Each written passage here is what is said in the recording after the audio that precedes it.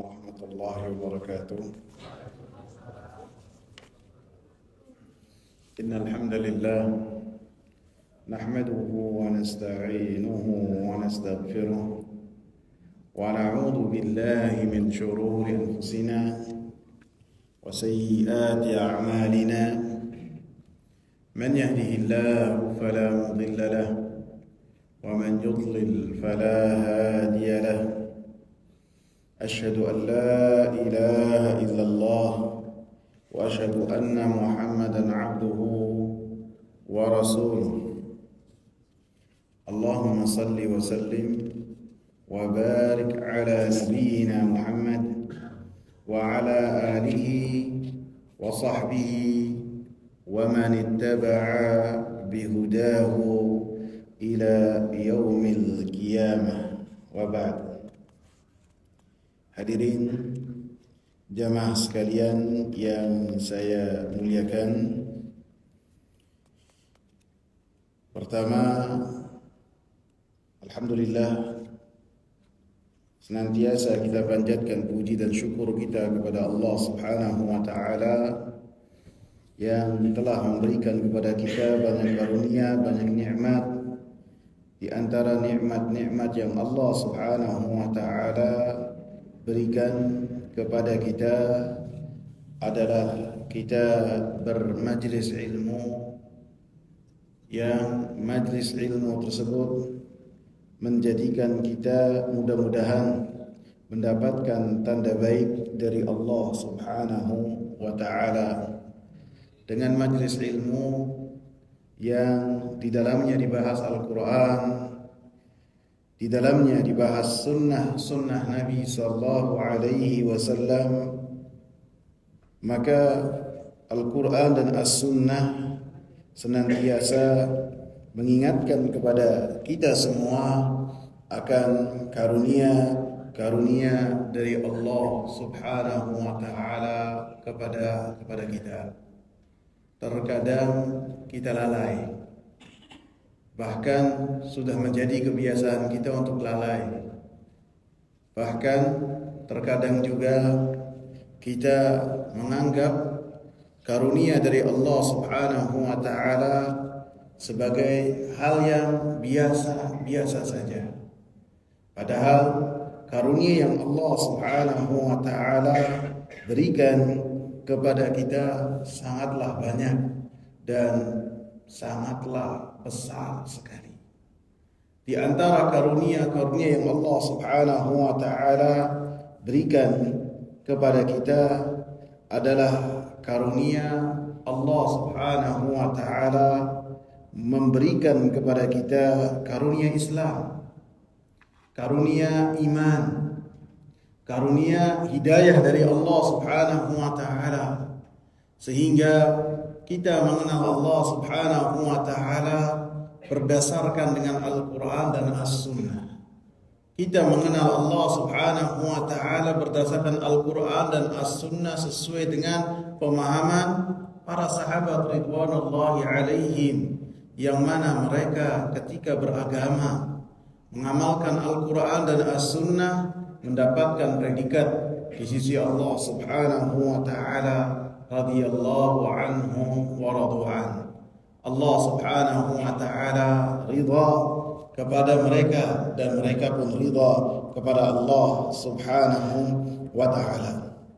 Dan dalam surat Al-Maidah Allah Subhanahu wa taala sebutkan karunia agama Islam adalah karunia yang besar. Al-yawma, Al-Maidah ayat yang ketiga, Al-yawma akmaltu lakum dinakum wa atmamtu alaikum ni'mati wa raditu lakumul Islam dina. Allah katakan pada hari ini, yaitu ketika Rasulullah sallallahu alaihi wasallam di hadapannya manusia yang sangat banyak di hadapan Rasulullah, yang tidak pernah Rasulullah sallallahu alaihi wasallam berkumpul dengan manusia sebanyak itu. Pada hari Arafah, ketika Rasulullah sallallahu alaihi wasallam menunaikan haji, turunlah ayat ini. Al-yawma akmaltu lakum dinakum. Pada hari ini telah aku sempurnakan agamamu untukmu. Wa atmamtu alaikum ni'mati. Anda perhatikan. Dan aku cukupkan nikmatku bagimu. Wa raditu lakumul Islam dina. Dan kata Allah, telah aku ridhai Islam sebagai agama untuk kalian. Jadi termasuk yang Allah Subhanahu wa taala sebutkan sebagai karunia yang sangat besar, Allah Subhanahu wa taala utus nabinya.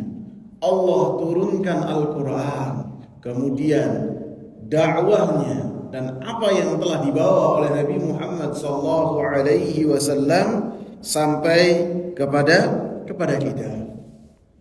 Sehingga orang-orang yang telah mengucapkan kalimat la ilaha illallah wa Muhammadur Rasulullah, maka harus bersyukur kepada Allah Subhanahu wa taala terhadap karunia iman, karunia Islam, karunia hidayah. Karena Allah Subhanahu wa taala memberikan hidayah kepada siapa-siapa yang Allah Subhanahu wa taala kehendaki. Man yahdillahu fala mudhillalah. Siapa yang Allah Subhanahu wa taala berikan hidayah kepadanya, maka tidak akan ada yang memalingkan hidayah Allah. Wa man yudlilillahu fala hadiyalah. Dan siapa yang Allah palingkan dari jalan Allah yang lurus, maka tidak akan ada yang mampu menuntun orang tersebut kepada jalan menuju Allah Subhanahu wa taala, jalan menuju ridhonya Allah Subhanahu wa taala. Sehingga apabila hal ini diingatkan kepada kita, maka menjadikan kita ini pribadi-pribadi yang senantiasa bersyukur kepada Allah Subhanahu wa taala. Karena menjadikan hati manusia tunduk dan patuh terhadap hidayah yang dibawa oleh Rasulullah sallallahu alaihi wasallam yang sampai kepada kita murni miliknya Allah Subhanahu wa taala. Nabi Muhammad sallallahu alaihi wasallam dikatakan oleh Allah Subhanahu wa taala apa? Innaka la tahdi man ahbabta. Engkau wahai Nabi Muhammad tidaklah mampu memberikan hidayah, menjadikan seseorang mampu mengamalkan hidayah yang kau bawa berupa wahyu yang disampaikan oleh Nabi Muhammad, baik itu wahyu Al-Quran ataupun wahyu sunnah dari Nabi sallallahu alaihi wasallam. Tidak mampu. Abu Talib orang yang melindungi dakwahnya Nabi, orang yang menjadi tameng untuk dakwahnya Nabi sallallahu alaihi wasallam, orang yang beberapa kali menyatakan dalam syair-syairnya bahwasanya ponakannya yang bernama Muhammad di atas agama yang benar dalam banyak ucapannya. Sehingga ketika diboikot oleh orang-orang Quraisy, Nabi dan para sahabat, maka Abu Talib masuk dalam boikot tersebut, menunjukkan apa? Bagaimana beliau melindungi Nabi sallallahu alaihi wasallam. Akan tetapi hidayah milik Allah, karunia yang Allah Subhanahu wa taala berikan kepada siapa yang Allah kehendaki. Abu Talib mati di atas kekufuran, padahal jasanya luar biasa. Nabi sangat terganggu sekali dengan gangguan-gangguan orang-orang kafir Quraisy ketika atau setelah Abu Talib wafat. Orang ini tinggal disenggol sedikit saja masuk Islam. Pembelaannya luar biasa. Pernyataan-pernyataannya tentang Nabi luar biasa. Tinggal mengucapkan kalimat la ilaha illallah wa Muhammadur Rasulullah, akan tapi dia menolak untuk menyatakan hal tersebut. Bahkan di akhir hayatnya pun ketika Nabi datang mengingatkan kepada Abu Talib supaya mengatakan kalimat la ilaha illallah, supaya kalimat la ilaha illallah ini menjadi bekal untuk Nabi di hadapan Allah, menjadi hujjah bahwasanya Abu Talib orang Islam. Akan tapi Abu Talib mengatakan dengan lisannya langsung, di akhir hayatnya, di detik-detik nafas terakhir dari Abu Talib, yang perawinya dari kalangan sahabat sampai dicantumkan oleh Al-Imam Bukhari dalam kitab sahihnya, jijik untuk mengucapkan lafaz tersebut. Lafaznya itu huwa ala millati Abdul Muttalib. Dia di atas agamanya Abdul Muttalib. Padahal yang dikatakan oleh Abu Talibnya itu ana. Tapi perawinya itu jijik dengan lafaz tersebut, diganti dengan apa? Huwa. Kalau huwa artinya apa? Artinya dia. Kalau ana artinya apa? Artinya aneh. Ya, ana artinya saya, huwa artinya dia. Perawi ketika mendengar Abu Talib mengatakan ana ala millati Abdul Muttalib, enggan mengucapkan hal tersebut, mati dengan kalimat tersebut. Sebaliknya orang-orang yang tidak dikenal oleh Nabi sallallahu alaihi wasallam, tidak memiliki hubungan kekerabatan dengan Nabi sallallahu alaihi wasallam sedikit pun, maka mereka berlomba-lomba untuk memeluk Islam, mengatakan kalimat la ilaha illallah wa Muhammad Rasulullah. Bilal sahabat yang mulia, Suhaib Ar-Rumi, terus siapa lagi? Ammar bin Yasir, Salman Al-Farisi, Abu Dhar Al-Ghifari, yang mereka tidak ada kekerabatan sama sekali dengan Nabi sallallahu alaihi wasallam, maka mereka dimuliakan oleh Allah Subhanahu wa taala dengan mendapatkan keimanan dan hidayah dari Allah Subhanahu wa taala. Sehingga dinyatakan dalam kitab ini, dalam kitab Prinsip Dasar Islam, penulis mengatakan, maka sebagai bukti syukur seorang muslim atas karunia nikmat ini adalah dengan menjadi muslim yang diridhai oleh Allah Subhanahu wa taala. Dengan menjadi muslim yang ridha Allah Subhanahu wa taala sebagai Rabbnya, sebagai sesembahannya, Islam sebagai agamanya, dan Nabi Muhammad sallallahu alaihi wasallam sebagai nabinya. Sehingga seorang muslim harus menerima agama Islam dengan sepenuh hati dan meyakininya. Artinya menerima Islam adalah seseorang harus sepenuh kesadaran dan keyakinan menerima apa yang diajarkan oleh Nabi sallallahu alaihi wasallam dan mengamalkan sesuai dengan apa yang diajarkan oleh Nabi sallallahu alaihi wasallam. Sehingga benar-benar total dalam bersyukur kepada Allah dengan berusaha untuk mengenal Nabi sallallahu alaihi wasallam, mengamalkan apa yang didakwahkan oleh Rasulullah sallallahu alaihi wasallam. Ketika Nabi sallallahu alaihi wasallam menganggap sebagai sesuatu yang besar tentang tauhid, maka orang-orang yang bersyukur kepada Allah Subhanahu wa taala dalam mendapatkan hidayah dari Allah Subhanahu wa taala untuk melakukan hal yang sama. Rasulullah sallallahu alaihi wasallam berakhlak dengan akhlak yang mulia, maka dia pun berusaha untuk melakukan hal yang sama, serta meyakini bahwasanya agama yang hak satu-satunya adalah agama Islam.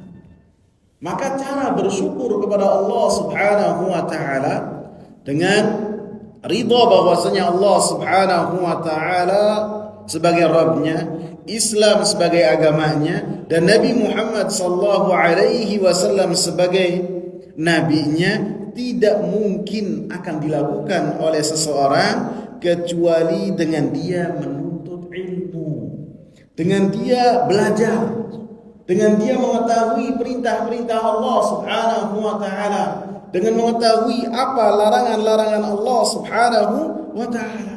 Sehingga dengannya dia mendapatkan kedudukan dalam bersyukur kepada Allah Subhanahu wa taala. Sehingga penulis mengatakan, penilaian baik dan tidaknya seseorang sebagai seorang muslim bukan dengan pengakuan, tetapi berdasarkan dengan ilmu dan amal. Ilmunya itu berupa dalil, dan dalilnya sehingga menjadi ilmu yang bermanfaat, dia amalkan. dengannya seseorang mendapatkan kedudukan yang mulia di sisi Allah Subhanahu wa taala. Kemudian penulis membawakan dalilnya yang berkaitan dengan kedudukan seorang di sisi Allah, berkaitan dengan hidayah yang dia terima, yang berkaitan dengan hidayah yang dia amalkan. Innallaha la yanzuru ila suwarikum wa amwalikum walakin yanzuru ila qulubikum wa a'malikum. Sesungguhnya Allah tidak memandang kepada bentuk rupa kita ketika menentukan kedudukan kita di sisi Allah Subhanahu wa taala. Allah tidak menentukan kedudukan kita itu dengan rupa kita. Dari mana kita? Asalnya tidak. Keturunan mana kita? Tidak. Wa amwalikum, dan tidak juga dari harta-harta kita. Karena harta Allah Subhanahu wa taala berikan kepada orang-orang yang Allah cinta dan orang-orang yang tidak Allah cinta. Sebagaimana para nabi terdahulu, mereka menghadapi manusia-manusia yang membangkang kepada para nabi, yang mereka hartanya sangat tak terhingga sekali. Sehingga harta tidak menjadikan penentu kedudukan seseorang, bahwasanya orang tersebut mulia ataukah tidak. Begitu juga rupa seseorang. Dari mana dia berasal? Apakah orang Arab ataukah bukan orang Arab? Maka Rasulullah SAW sebagai manusia yang paling memiliki garis keturunan yang sangat tinggi, dari Nabi Adam sampai manusia yang terakhir, beliau mengikrarkan ketika di hadapan manusia yang paling banyak, menghilangkan kebiasaan fanatisme golongan, fanatisme kesukuan yang ada di dalam hati orang-orang Arab, tersisa dari sifat-sifat jahiliyah, keangkuhan, fanatisme golongan, keangkuhan kesukuan dihilangkan oleh Rasulullah. Padahal Rasulullah adalah orang yang paling memiliki garis keturunan yang sangat tinggi. La fadla Arabi ala ahjami. Tidak ada keutamaan orang-orang Arab di atas non-Arab. Tidak ada. Ini yang mengatakan Nabi. Dan tidak ada keutamaan orang non-Arab di atas orang Arab. Kullukum min Adama wa Adamu min turab, kata Rasulullah. Kita semua dari Nabi Adam. Tidak ada dari selain Nabi Adam. Semua dari Nabi Adam. Dan ada dari tanah. Dan keutamaan seseorang di sisi Allah Subhanahu wa taala dengan ketakwaan yang ada di hatinya dan diamalkan dalam anggota badan dan kehidupan sehari-hari. Sehingga Rasulullah mengatakan, walakin yanzuru ila qulubikum wa a'malikum. Akan tetapi Allah Subhanahu wa taala melihat kedudukan seseorang dengan apa yang ada di hatinya. Bukan hanya di hati, akan tetapi tergambarkan dengan amal kalian. Sehingga beliau mengatakan dalam muqaddimahnya, seorang muslim wajib belajar tentang Islam yang berdasarkan dengan Al-Quran dan sunnah Nabi SAW. Dan ketika mengamalkan keduanya sesuai dengan pemahaman para salafus saleh, pemahaman para sahabat ridwanullahi alaihim. Karena Al-Quran diturunkan oleh Allah Subhanahu wa taala sebagai petunjuk hidup. Orang mau mengetahui bagaimana cara beribadah kepada Allah, bagaimana cara mengenal Allah Subhanahu wa taala, bagaimana mengenal ketuhanan Allah Subhanahu wa taala, bukan dengan ilmu filsafat, bukan juga dengan ilmu kebatinan, bukan. Akan tetapi ketika membahas Al-Quran, ketika membahas sunnah Nabi Sallallahu Alaihi Wasallam, yang di dalamnya dijelaskan tentang Allah Subhanahu Wa Taala, yang di dalamnya dijelaskan tentang nama-nama Allah Subhanahu Wa Taala, yang di dalamnya dijelaskan tentang apa yang dilakukan oleh Allah Subhanahu Wa Taala, sehingga pengenalan kepada Allah Subhanahu Wa Taala dengan pengenalan yang besar mewariskan di dalam tubuh seseorang dan hati seseorang pengagungan kepada Allah Subhanahu wa taala. Menjadikan seorang berharap kepada Allah Subhanahu wa taala. Menjadikan seorang cinta kepada Allah Subhanahu wa taala. Menjadikan seseorang bertawakal kepada Allah Subhanahu wa taala. Dan ini semua didapat dalam Al-Qur'an sebagai penawar, sebagai petunjuk. Dan ketika seorang merasakan pengagungan seperti ini dalam hatinya, buah dia mengenal Allah dengan pengenalan yang benar, maka orang tersebut berada di dalam surga. Sebagian ulama mengatakan inna fid dunya la jannah, bahwasannya di surga, bahwasanya di dunia ini ada surga. Ada surga. Siapa yang tidak masuk ke dalam surga tersebut ketika di dunia, maka dia tidak akan masuk surganya yang Allah Subhanahu wa taala wariskan kepada orang-orang yang bertakwa pada hari akhir. Surga ini adalah pengenalan seseorang tentang Allah Subhanahu wa taala. Sehingga orang-orang seperti Ibnu Taimiyah rahimahullah, beliau mau lakukan apapun oleh orang-orang yang tidak suka kepada beliau dan terhadap dakwah beliau, maka beliau tidak peduli. Ma yasna'u a'da'u bi, apa yang dilakukan oleh orang-orang yang tidak suka terhadap mereka lakukan. Jannati fi sadri, surgaku itu ada di dadaku. Fahiyamai, kemanapun saya pergi selalu bersamanya. Fa in habasuni fahabsi khalwah, apabila saya itu dipenjara karena membela agama Allah Subhanahu wa taala, maka ketika saya menyendiri itu adalah dalam seperti saya anggap berkhalwah dengan Allah Subhanahu wa taala. Bersuka-suka dalam beribadah kepada Allah Subhanahu wa taala yang ibadahnya tidak diketahui kecuali oleh pelaku dan Allah Subhanahu wa taala. Wa inna fauni fanafyi siyaha, apabila mereka mengasingkanku, mengusirku dari dakwahku dan negeriku, maka ketika mereka melakukan hal tersebut, maka saya anggap sebagai satu perjalanan dalam berkelana di bumi Allah Subhanahu wa taala. Tidak susah dengan kejadian apapun. Wa in qataluni, dan apabila mereka mengeksekusiku, faqatli syahadah, maka apa yang mereka lakukan itu pintu masuk untuk saya termasuk dari orang-orang yang sebagai syuhada dengan darahnya, syuhada dengan hidupnya, sebagaimana beliau dalam hidupnya ketika hidup sebagai syuhada dengan lisannya dan dengan tulisannya dan dengan pembelaan dia terhadap kalimat la ilaha illallah wa muhammadur rasulullah.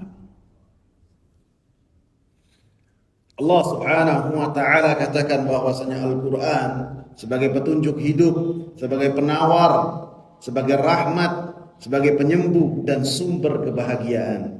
Dalam surat Yunus ayat 57 dan 558.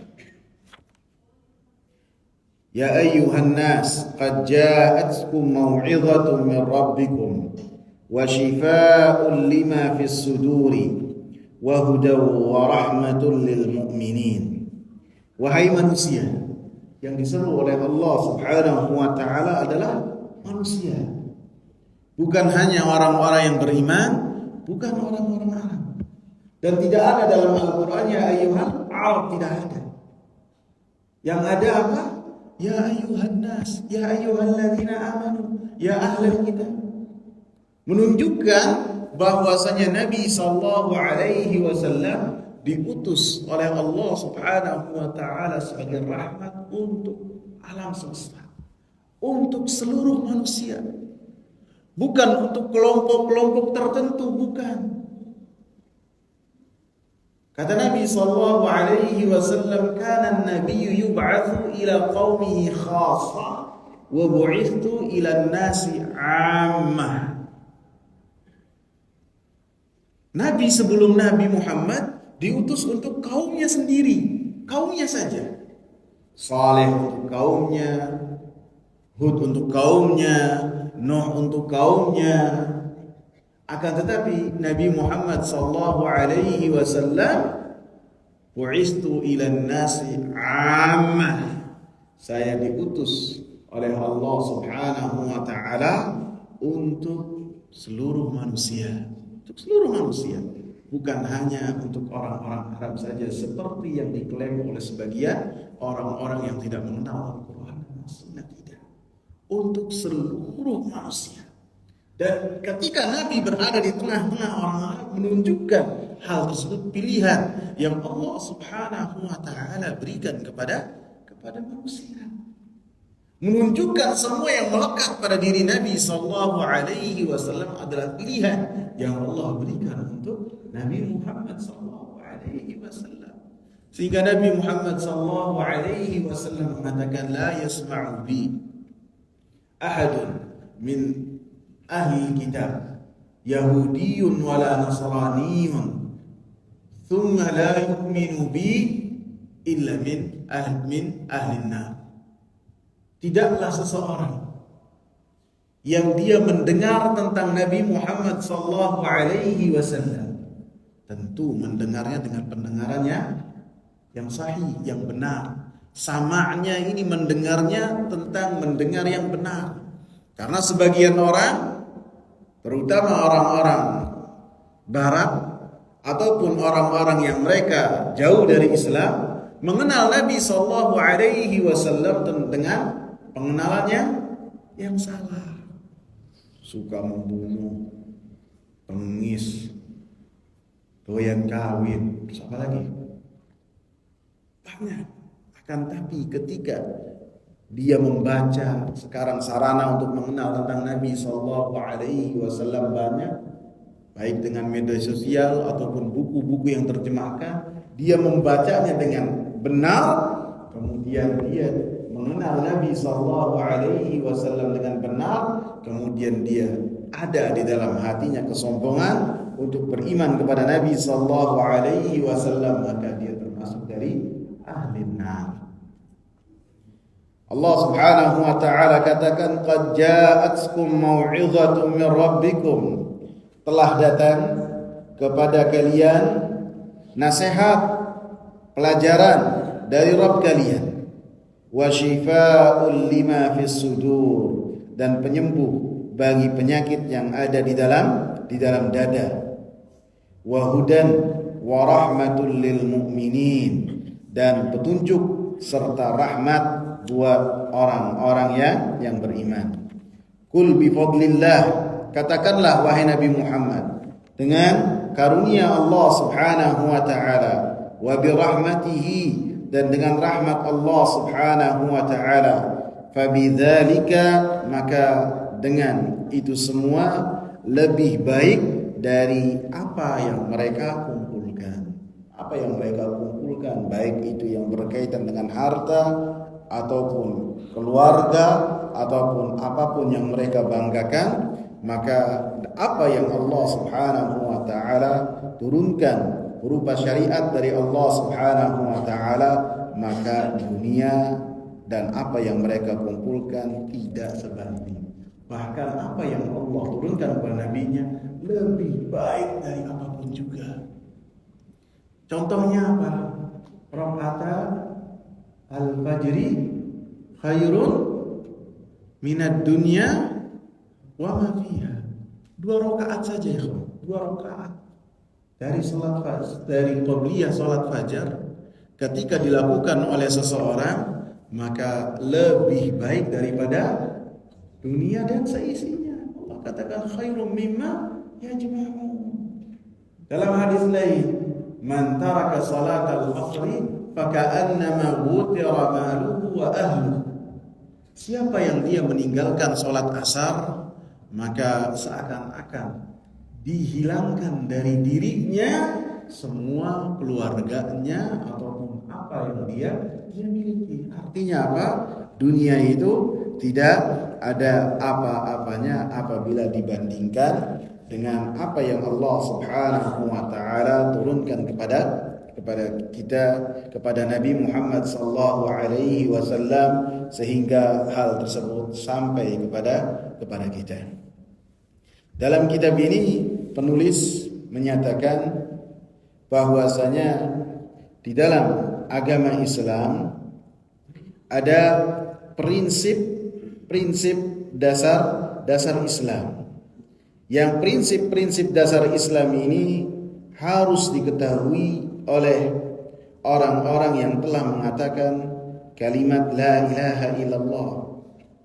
Sehingga ketika seorang mengetahui prinsip-prinsip tersebut, yang pertama dia makin yakin bahwa agama Islamlah agama yang hak, sehingga agama Islam yang ia yakini akan menyelesaikan seluruh permasalahan pada dirinya, baik yang berkaitan dengan masalah individu, rumah tangga, ataupun dalam seseorang bermasyarakat.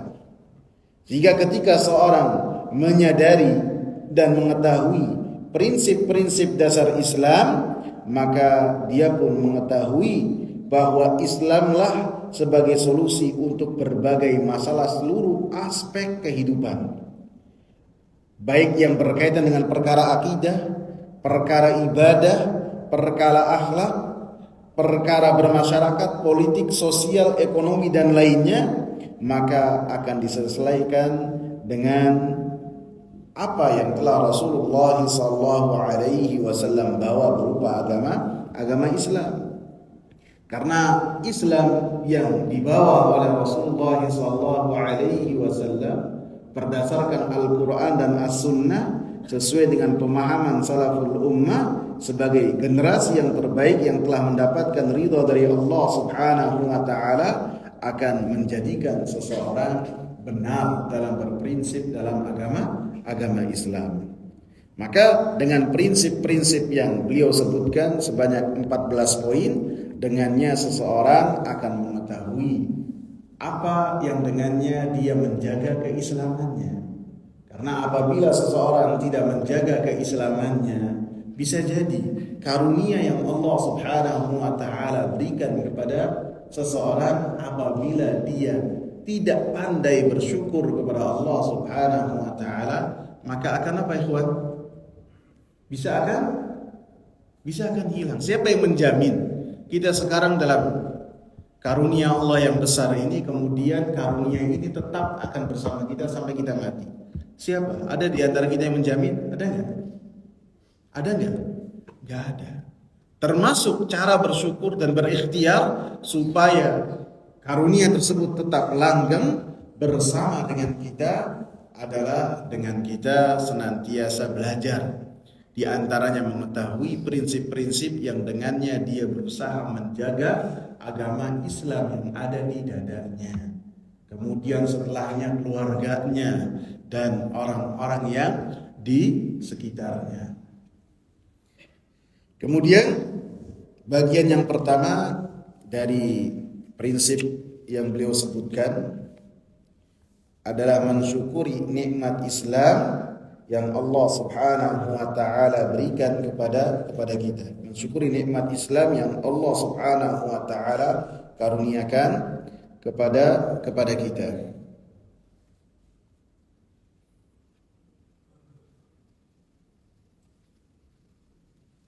Kemudian beliau, penulis kitab ini, membawakan beberapa ayat yang menunjukkan bahwasanya karunia Islam adalah yang Allah Subhanahu wa taala berikan kepada kita, dan itu adalah karunia. Yang pertama beliau bawakan adalah surat Al-An'am ayat 125.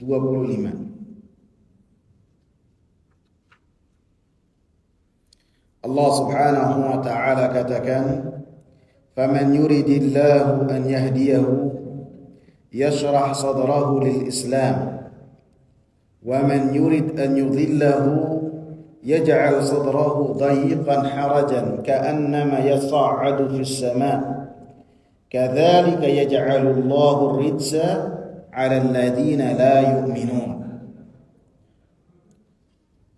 Maka siapa yang Allah Subhanahu wa ta'ala kehendaki, maka Allah Subhanahu wa ta'ala akan lapangkan. Siapa yang Allah Subhanahu wa ta'ala kehendaki baginya untuk mendapatkan hidayah dari Allah Subhanahu wa ta'ala, maka Allah Subhanahu wa ta'ala akan melapangkan dadanya untuk memeluk Islam. Sehingga ketika orang mendapatkan karunia Islam, menunjukkan ia mendapatkan tanda baik dari Allah Subhanahu wa ta'ala. Sebelumnya makna dari yashrah sadrahu lil Islam, maknanya adalah hatinya diluaskan untuk mengenal tauhid, untuk mengenal iman kepada Allah Subhanahu wa ta'ala. Sehingga orang-orang yang mendapatkan karunia ini adalah termasuk orang-orang yang mendapatkan tanda kebaikan dari Allah Subhanahu wa ta'ala, bahwasanya mereka mendapatkan hidayah, mendapatkan cahaya dari Allah Subhanahu wa ta'ala, seperti yang Allah sebutkan dalam halaman yang sudahnya surat Az-Zumar ayat yang ke-22. Afaman syarahallahu sadrahu lil Islam fahuwa ala nurin min rabbih. Maka apakah orang-orang yang dibukakan hatinya oleh Allah Subhanahu wa ta'ala untuk menerima agama Islam, maka dia mendapatkan cahaya dari Allah Subhanahu wa ta'ala. Fawailul lil qasiyati qulubuhum min dzikrillah ulaika fi dhalalin mubin. Maka sungguh celakalah orang-orang yang hatinya keras dari berzikir kepada Allah Subhanahu wa ta'ala. Hatinya keras dan tidak mau berzikir kepada Allah Subhanahu wa ta'ala. Artinya kata Allah Subhanahu wa ta'ala, tidaklah sama antara orang-orang yang mendapatkan hidayah dari Allah, mendapatkan cahaya dari Allah, dengan orang-orang yang mereka jauh dari hidayah Allah, jauh dari cahaya Allah Subhanahu wa ta'ala.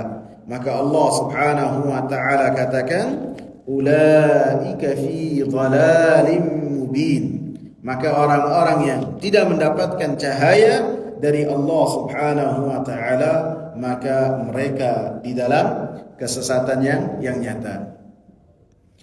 Kemudian dalam surat Al-An'am kita lanjutkan, wa man yurid an yudhillahu yaj'al sadrahu dayiqan harajan ka'annama yas'adu fis sama'. Dan siapa yang Allah Subhanahu wa ta'ala kehendaki untuk dia itu menjadi sesat, dijauhkan hatinya untuk mengenal Islam, dijadikan dadanya sempit, dijadikan dadanya itu sesak, seakan-akan dia itu mendaki ke langit. Siapa yang Allah Subhanahu wa ta'ala kehendaki untuk dia itu tidak mendapatkan hidayah dari Allah, maka Allah Subhanahu wa ta'ala jadikan hatinya itu sempit, hatinya itu sesak, seakan-akan dia naik ke atas langit, atas awan. Ini menunjukkan bahwasanya Nabi sallallahu alaihi wasallam tidaklah berkata kecuali dengan dari Allah Subhanahu wa ta'ala, seorang utusan Allah. Kenapa? Karena 1446 tahun yang lalu seluruh manusia tidak ada yang mengetahui bahwasanya ketika seseorang dalam kondisi lebih dekat ke atas, dia naik, oksigen makin tipis. Ada nggak yang tahu? Pada zaman itu ada nggak? Ada nggak? Nggak ada yang tahu. Kemudian apabila dituduh Nabi itu belajar dari mana? Nabi itu apa? Ummi, tidak bisa menulis dan tidak bisa membaca. Sehingga ketika mengabarkan pengetahuan demikian menunjukkan bahwasanya apa yang dikabarkan oleh Rasulullah sallallahu alaihi wasallam baik dari Al-Qur'an ataupun sunnah itu semua datangnya dari wahyunya Allah Subhanahu wa ta'ala. Kadzalika yaj'alullahu ar-rijsa 'alal ladzina la yu'minun. Maka demikian kami jadikan ar-rijs, azab, ar-rijs, sesuatu yang tidak ada manfaat di dalamnya. Ar-rijs, asyaitan, dan bujuk rayunya Allah Subhanahu wa ta'ala berikan kepada orang-orang yang tidak beriman. Artinya apa? Apa yang mereka dapatkan berupa kesesatan, bukan Allah Subhanahu wa ta'ala yang menzalimi mereka.